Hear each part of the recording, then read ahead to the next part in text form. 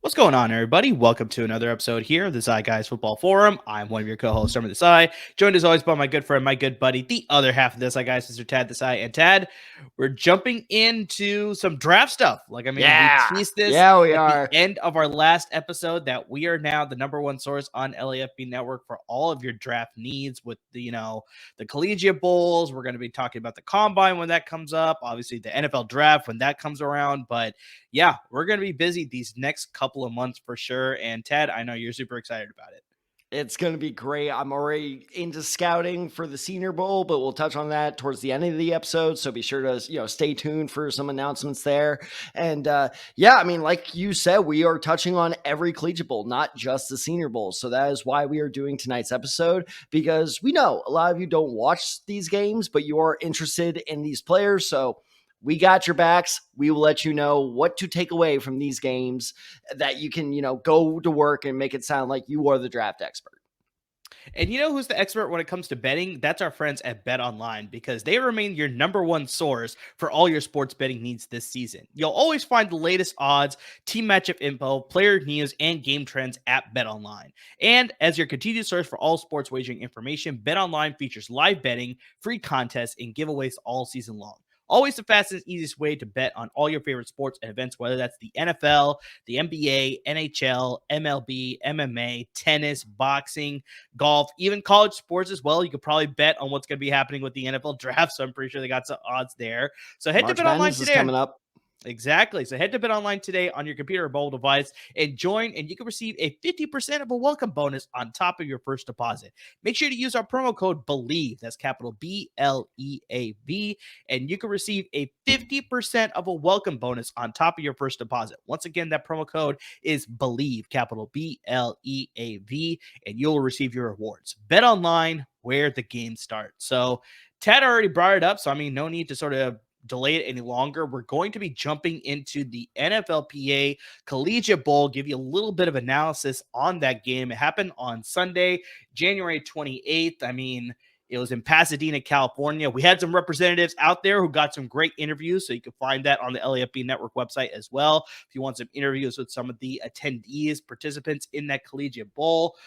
It was the American team coached by Jeff Fisher, former Titans and Rams coach, and he was going against one of his former players. Eddie George was actually coaching the national team, and Jeff Fisher got the best of his former player, Eddie George. They won that game 19-17. Holton Allers, I believe I'm saying his last name right, out of Eastern Carolina. I'm gonna look that up for you later, because I almost picked him as my winner. Spoiler alert. So quarterback Holton Allers out of Eastern Carolina was named the MVP of the game, going 9 for 12 for 189 passing yards and 1 touchdown. And if you're wondering if you've never heard of Collegiate Bowl before, it is one of the more long-standing Collegiate Bowls out there. Notable alumni from this game from past years include Darnell Mooney, receiver with Chicago Bears, L'Jarius Sneed, playing for the Kansas City Chiefs in the Super Bowl. He came for the Collegiate Bowl. Tariq Cohen, one of my favorite players, fortunately dealing with a lot of injuries. We'll see if he can come back to the NFL. Marquez Valdes-Scantling, also in the Super Bowl with the Kansas City Chiefs and former Packer. And for current 49er, Samson Ebukam, also former Ram. You just had to throw that one in there. I got to throw the last one in there, of course. Yeah, there you are. Kurt Snyder, Colts on that list. Kurt Snyder and former Ram Samson Ebukam was also alumni of this game as well. So we're going to get to one winner and one loser from the performance of this game, as well as practices here. So we're going to give it to you really quick here. So Tad, I'm going to pass it to you here. Let's start with the losers first this time. So I'm going to pass it to you here. Just who did not help themselves after the performance in this game? And one thing I'll say before you give your loser to is that just because they didn't perform well in this game doesn't mean that their stock is totally going to drop as soon as they get to the NFL draft. It's just, this is a chance to sort of showcase your skills on a sort of more national level, quote unquote, where it's like you're more nationally recognized on TV as opposed to like if you go to a smaller school, you may not get as much recognition. So there's a chance to sort of show up against sort of similar competition to prove yourself that you can have a successful career in the NFL. So this is not the end all. Like, I mean, there's still a Of lot of course things not. that they No, can improve no, on, but just there's a based couple on months left this, to go. exactly. But just based off this week of practice and the way the game went, maybe they hurt their stock a little bit after this performance. So I'll pass to you here, Tad, who just unfortunately hurt their performance. I'm so glad you use that wording of showcasing your skills, because I know what skills this guy has, which is why I was so disappointed in his performance. And that's Amari DeMarcado, obviously the running back out of TCU, Bringing up a TCU Horned Frogs. All right. Well, yeah, I'm just getting this out of the way. He sucks, so we're just getting it out of the way. We're just ripping the Band-Aid right off. But he did so badly that when I texted you, letting our listeners know earlier today that I was going to talk about him, you were like, wait, he was in the game? Because like that's how little impact he had. Yeah. It's like it was by little impact, I mean like almost none. He had 4 carries for 0 yards. This guy was the hero for TCU in the Fiesta Bowl. Kendre Miller goes down with an injury, I believe in the first quarter, definitely first half. And Kendre Miller, for those of you who don't know, was TCU's starting running back. Honestly, in my opinion, deserved a New York invite for the Heisman over Max Duggan. Actually, I wanted Kendre Miller in New York more than Duggan. And so our star running back goes down, and DeMarcado stepped up big time, big runs, big receptions. And he has that skill. He has that explosive skill set. I didn't see it. I didn't see any shiftiness. All I saw was DeMarcado 4 times run directly into, admittedly, a very shaky O-line, but he showed no shiftiness. And I understand that's hard for you to do, is like if your O-line's not great, if you're not familiar with them, it's hard to, make something of it. But other running backs did it. So why didn't you? So, like you said, I don't think his stock is dead. I don't think he's for sure going undrafted. But for a guy who, frankly, I thought was going to get invited to the Senior Bowl, this was your chance to prove, like, hey, you should have invited me. And he just proved why he wasn't invited. And it really sucks because I know this guy has that potential. He just did nothing to show for it. So, unfortunately, like, he's going to have a good, 40 time at the combine. He has to have a good pro day. If he has a bad pro day, then I'm hitting the panic button. But right now, this is not the start to the draft process that he needed. Yeah, very accurate. Now, I will say he did get a positive stat in the overall stat sheet. He did have a reception for 9 yards, so it wasn't an absolute dud of a day. But just, especially as you're trying to be a running back, for him to not get any sort of positive yards during that game sort of says a little something. But yeah, we'll see how it all goes. Obviously, TCU is going to have a lot of spectators at their pro day, so he's got a really good shot to sort of improve his stock there. We'll see what happens throughout the entire draft process here in the next couple of months. So I'm going to go with one of my picks as far as a guy who just underperformed. And this is a fellow Mountain West guy that I saw a lot of as a fellow San Jose State alumni watching San Jose State games. And that's David Perales, an outside linebacker. Some people label him a defensive end, edge rusher. It's like sort of a hybrid. He's a tweener. Ways. Yeah, exactly. He's a tweener from what the film I've watched. Yeah. Exactly. So coming out of Fresno State, 6'2", 256 pounds. And this guy was a first team all Mountain West defender. So, I mean, I expected to see a lot more from this guy. And like I said, I was watching San Jose State games all season long. And when they played Fresno State, this guy was a constant menace. I mean, there's a game that he had, I think, where he had 4 sacks in one game. It wasn't against San Jose State, but it was against another opponent. 4 sacks? 4 sacks in one game. Yeah, I mean, this guy definitely has the talent.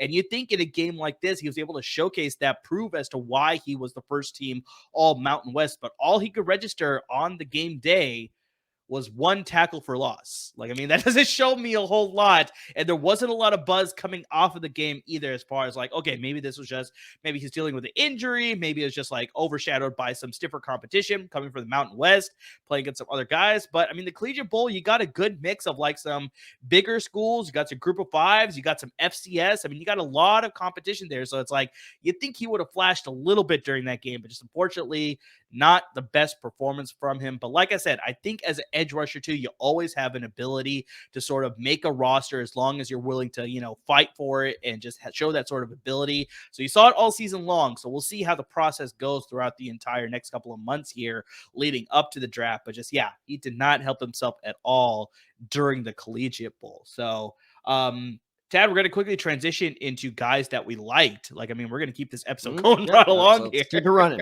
Keep it running, baby.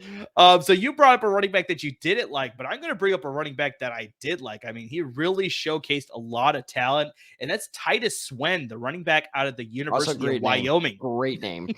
5'11", 206 pounds. And this is actually a very important game for him because I don't know if you know, Tad, but during the 2022 season, the most recent season, he was actually dismissed towards the end of the season back in November for it's unspecified, but it's violating team rules essentially. So the head coach dismissed him.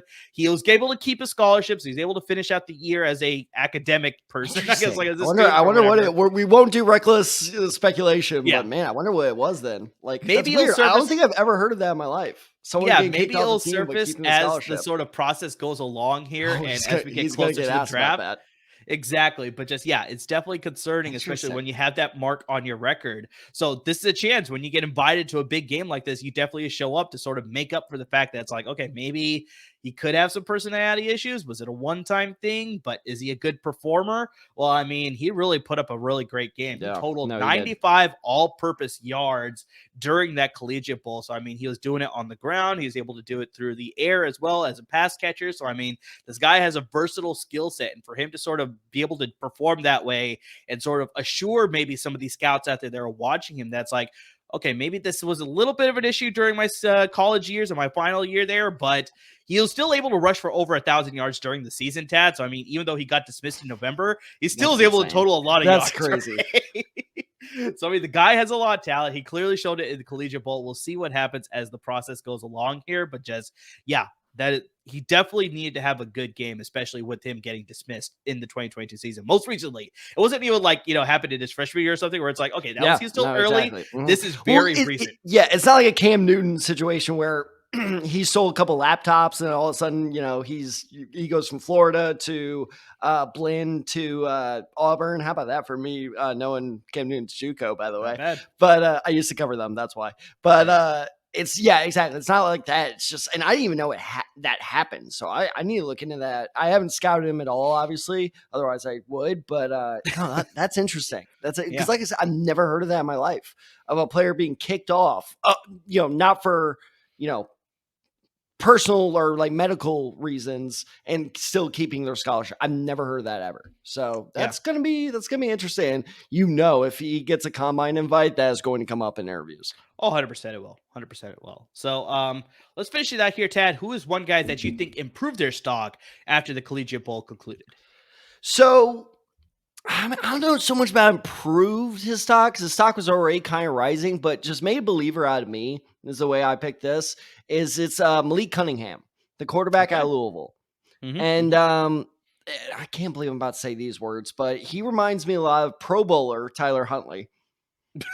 Yeah, I mean, I brought this up in our Slack, really quick tangent here, but just I brought this up in the Slack, and a lot of people agree that it's just like, this is why the Pro Bowl just doesn't have the same merit that it used to. Where it's just like when Tyler Huntley is making the Pro Bowl, it's like, come on, what are you doing? NFL? Like, come on, guys. What's going on here? Come on. I almost texted my sister who works for the NFL. I was like, what are you doing? I know she has no control, but still, like, come on. But Tyler Huntley, regardless, nearly brought the Baltimore Ravens to a victory over the Cincinnati Bengals in the playoffs. So he is a solid, if not good, backup quarterback. And it was just, here's why I'm making this comparison, is their pocket presence. Huntley very rarely panics in the pocket. He knows when to scramble. He has running ability, but he does not choose running as his first option. Malik Cunningham was the exact same way. You could literally see him, and this is what makes me like him so much already. You could see him making the reads. If the reads weren't there, there's a great play in the very first quarter. I think it was his team's, second or third drive,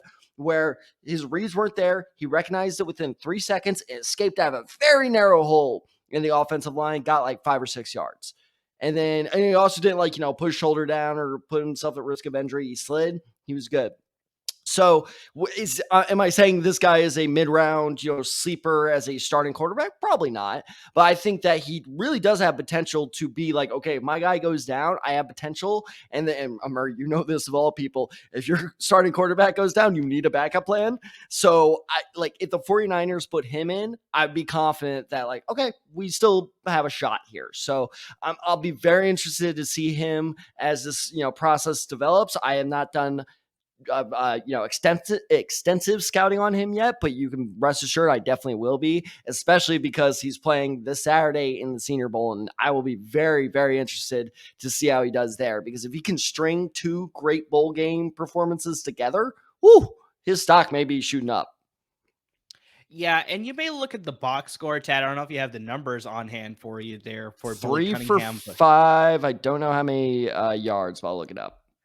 It was pretty low, if I remember correctly. But just, I wonder, like, I mean, me and Tad, we talked about this before we started recording here. Is just that I wonder if he got that invite, and so he didn't perform at his best during this game because he wanted to showcase it during the Senior Bowl on Saturday. And also, one thing that I do want to bring up too is that from what I kept observing, I didn't get to watch the entire game. I watched bits and pieces here, but from the analysis that I was able to read, it seems like this was a very defensive favorite Collegiate Bowl. Yeah, So, I mean, you see Jeff Fisher, he was able to get a lot more pressure on the opposing team. So, I mean, that's why you see lower numbers from the quarterbacks in that game as well as the receivers in that game. So I wonder if that played a factor as well as why he got lower numbers too. But just, yeah, as long as you could sort of see some of these things, it's like the numbers almost don't matter. Pocket awareness. Yeah, exactly. I wasn't worried about it. It was the pocket awareness is what I like so much. Yeah, the numbers very rarely matter, as well as the scoring in these games very rarely matter. It's like you want to see, is a quarterback going through the progression? Is he willing to roll out of the pocket and make a play with his legs?